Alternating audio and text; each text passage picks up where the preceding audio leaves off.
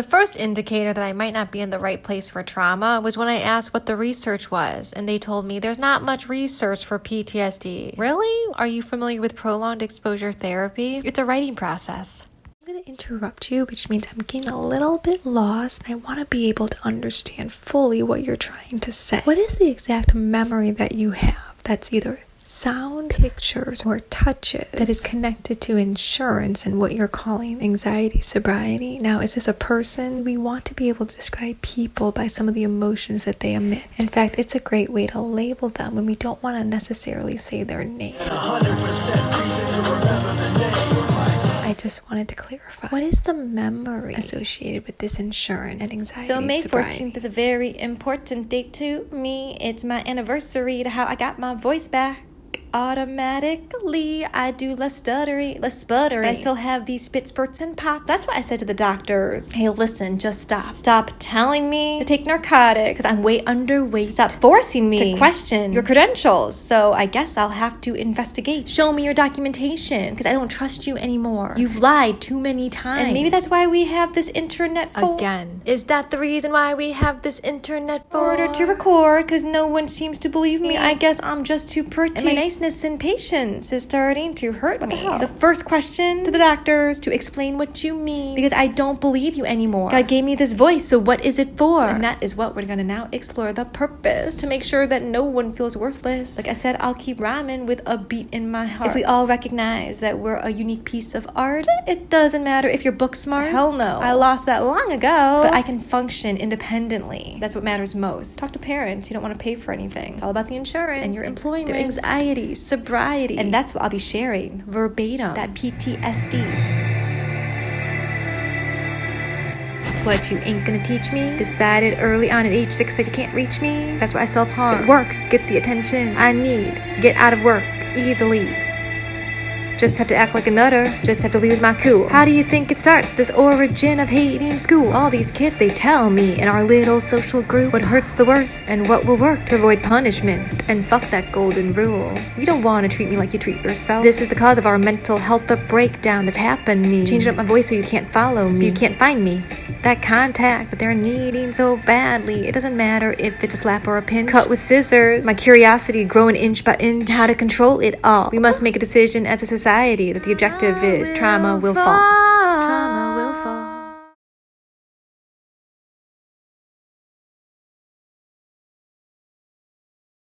In the 2012-2013 school year, I was assaulted repeatedly.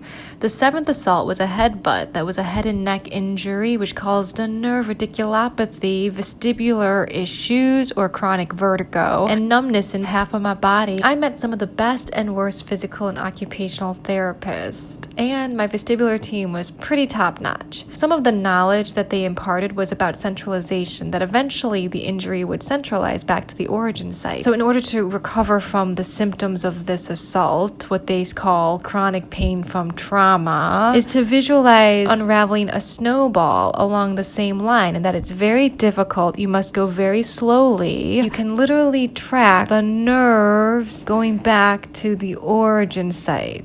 I applied what the therapist told me to emotional, mental, psychological trauma when I was diagnosed with PTSD in 2015 after being punched in the face, kicked in the face, and stabbed. This last act of violence being when PTSD truly settled in because it was done in front of adults who literally did nothing. Later, one of the adults' name would appear on a list of names to testify against me, where they were going to basically lie about the violence even though they were the ones who were dealing with it. When you disconnect people, you can string along whatever story you want, and this was the behavior of my cat's previous guardian, who decided to change the narrative related to his childhood trauma. That was the excuse that he used in year 1 of our relationship to explain all of his behaviors, especially the one related to marriage, money, anxiety, and children. I'll explain later. Thank you. Whew, that was rough. That's called a first go. Then you edit it, but just get it out of your body. as fast as you possibly can. We already accept that people may change their behaviors based on the environment or the company or in social settings because we have an established set of rules when you are with others in a public place. But I'm talking about the stuff that goes on behind the scenes and what they are actually trying to do when there's...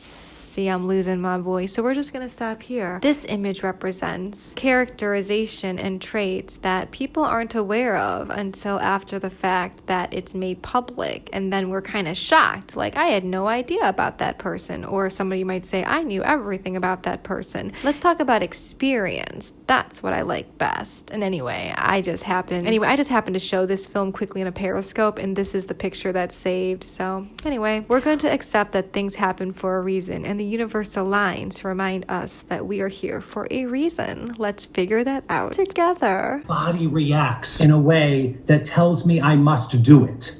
My head will start working later, but my whole career has been about how do I react physically? How did I react physically when I experienced Jonathan Larson's Tick, Tick, Boom the first time? That made me write him the next day and say, I want to produce your musicals, which led to Rent. How did it make me feel the first time that I heard Bobby Lopez and Jeffrey Mark's song, If You Were Gay at Avenue Q? And those are the visceral moments that are like being present for the birth of a child. And that's what makes my job so pleasurable and rewarding. Thank you. How did it make me feel the first time? To be fully in tune to the fact that the very specialists here to help are the ones that are causing the trauma.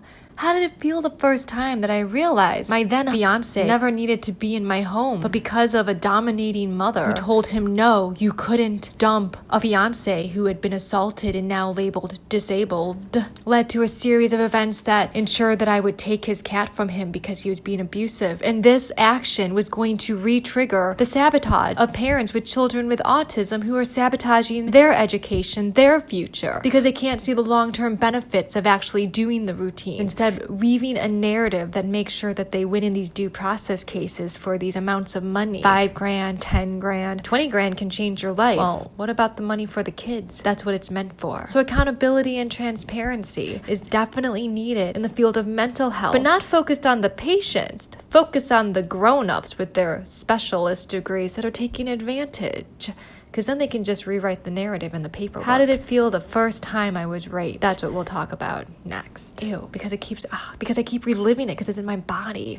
What don't they get about survivor-victim mentality? And the cure for it, quite frankly, is to find someone who's into consent and that will do the things that your body was meant to do. Not to get graphic.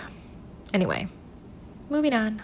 So the final step is to just sum up what I just said that might become later pieces of work down the line. This helps to organize verbally, auditorily, as well as indicate whether or not it is a true trigger. The reason why I'm asking for documentation is because I've been lied to too many times by Northwestern Memorial Hospital as well as EILEEN Johnson. The request is to change my records to reflect the reality so that once I start talking to individuals and if I'm in another legal case, the records reflect the fact that I was assaulted physically and dealt with a physical injury for more than 2 years. That means that this person lived in my house, saving his money for 2 years, doing things that I did not consent to. When I finally reported it to the doctors because I was in this court case knowing full well that the lawyers were going to take advantage of that, since my own lawyer at the time, who wasn't going to assist me in federal court, so I was pro se, even said, you have so much trauma, which again was piggybacking off of what the doctor said. So, okay, so what? I'm still talking about the violence that happened against kids with special needs. EILEEN Johnson, you've lied way too many times. The last lie that broke me, didn't really break me, just made me decide to share this publicly, was the fact that this woman was not certified. I have a letter stating that in 2018, I was released as a patient from my request when really it was this fake conversation they had about policy and attendance. Also, I questioned whether or not their entire practice is trying to diagnose people to feel differently, which became the re-trigger of my ex-husband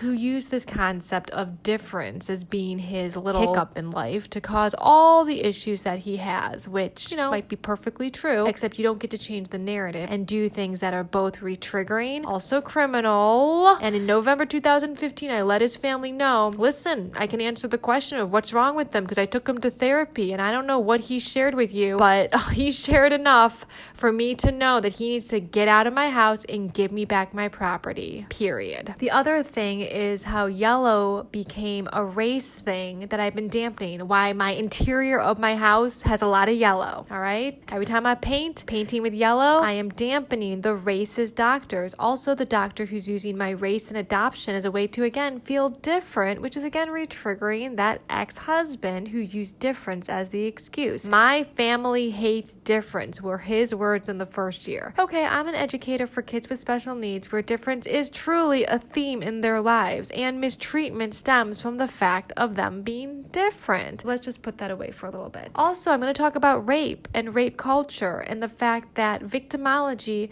is part of why I chose to go into education. I could have pursued any career. Doctors who are trying to make adoption and race seem such a horrible thing when I kept explaining to them that, hey, I'm Asian, but I have other Asian members in my family. Finally, I think the last thing that I think is popping up is the fact that this is the intro, the beginning of poetry. We're going to have to now focus in on those bits and start putting it to music. So, 5 playlist, okay? First playlist, this one, which is to get it out in the pre-writing in parts 1, 2, 3, and 4 as I continuously organize. Then the second playlist will be how to never buy a house, which is what this person did. Okay. I mean, don't choose to do it this way where you live with someone that you never wanted to marry and live a lie basically for 2 to 3 years, creating havoc and causing a delay in recovery for the person who honestly is genuinely believing. Third playlist will be how to throw a small family wedding, because I think I did pretty well with that. Plus, he gives me credit in an email, so we might as well bounce off of his words yet again. Fourth playlist, dating, meeting, and relating, because I know how to end trauma. It's about finding a partner who is, on top of consent and isn't going to try to fuck with your head concussion.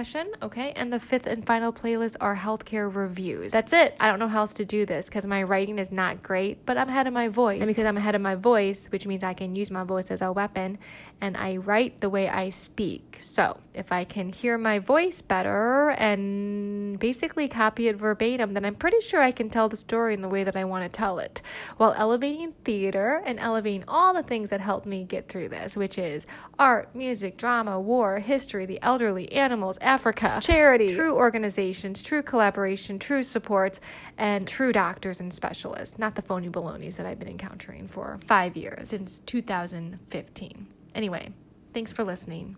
Bye.